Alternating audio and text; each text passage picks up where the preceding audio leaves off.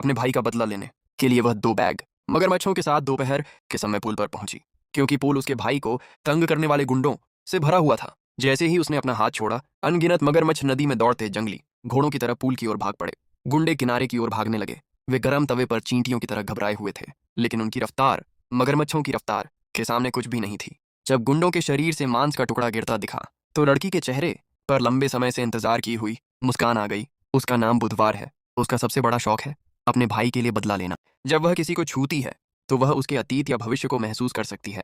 इसी super power की वजह से उसने कुछ गुंडों को ढूंढ निकाला जिन्होंने उसके भाई को तंग किया था। स्कूल में उसकी छवि ऐसी थी कि कोई भी उसे नाराज करने की हिम्मत नहीं करता था। बाकी लोगों के पालतू जानवर बिल्ली कुत्ते होते हैं, लेकिन उसका पालतू एक बिच्छू था। इसी वजह से वह एक क्रूर डार्क लोली बन गई थी। लेकिन मगरमच्छ वाले हादसे के बाद स्कूल अब उन्हें और बर्दाश्त नहीं कर सकता था। बुधवार को बेहतर शिक्षा दिलाने के लिए उसके माता पिता ने उसे एक अजीब से स्कूल में भेजा, जहां खून चूसने वाले वैम्पायर थे, वहां वेयरवुल्फ भी थे।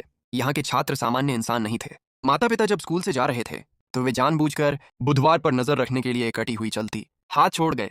धीरे धीरे यह कटे हाथ भविष्य में एक महत्वपूर्ण भूमिका निभाएगा। वह जब बिस्तर की चादर हटाती है, तो उसे बिस्तर पर वही टूटा हुआ हाथ मिलता है। लेकिन वह डरती नहीं, बल्कि उसे पकड़कर धमकाती है, क्योंकि वह जानती थी कि यह हाथ उसके माता पिता ने उसकी देखभाल के लिए छोड़ा है। बुधवार ने उस हाथ को 2 रास्ते दिए। पहला, एक छोटे अंधेरे कमरे में बंद रहना उसके सेमेस्टर के अंत तक। दूसरा, उसकी सेवा करना और उसका सहायक बनना। हाथ ने सुनते ही घुटनों पर बैठकर उसकी बात मान ली। बुधवार का पहला काम था इस स्कूल से भाग निकलना। एक दिन जब टीचर होमवर्क दे रहे थे, बुधवार ने बाथरूम जाने का बहाना बनाया। स्कूल बैग में छिपे हाथ ने एक कांच का तेज टुकड़ा निकालकर टॉयलेट की खिड़की का कांच काट दिया।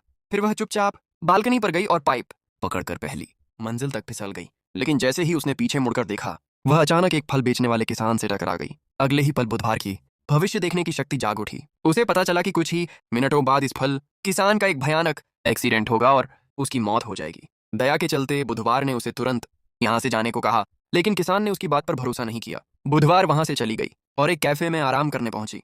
लेकिन जल्द ही अजीब कपड़े पहने 3 लोग उसे ढूंढते हुए अंदर आए। बुधवार बिल्कुल नहीं घबराई। उसने अकेले ही तीनों को गिरा दिया। तभी अचानक प्रिंसिपल अंदर आ गई और उसे पकड़ लिया। मजबूरी में बुधवार को उनके साथ वापस स्कूल जाना पड़ा। रास्ते में उन्हें एक बड़ा एक्सीडेंट दिखा और मरने वाला वही फल किसान था जिसकी मौत बुधवार ने पहले ही देख ली थी। अब जाकर उसे यकीन हुआ कि उसकी भविष्य देखने की शक्ति सचमुच असली है। बाकियों के पालतू छोटे कुत्ते बिल्लियां होते हैं, लेकिन उसका पालतू एक छोटा बिच्छू था।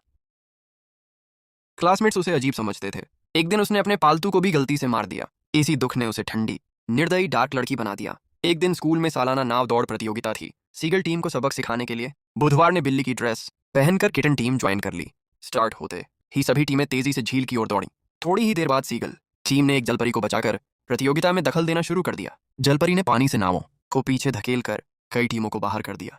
बुधवार ने तुरंत समझ लिया कि इसे सीगल टीम ने ही भेजा होगा। अपनी नाव को बचाने के लिए बुधवार ने जाल छोड़ने वाला बटन दबा दिया। जाल गिरते ही जलपरी फंस गई। ये मुकाबले का सबसे न्यायपूर्ण तरीका था। उधर वेयरवुल्फ टीम ने जोकर टीम की नाव तोड़ दी, जिससे वे बाहर हो गए। अब झील में सिर्फ किटन टीम और सीगल टीम बची थी।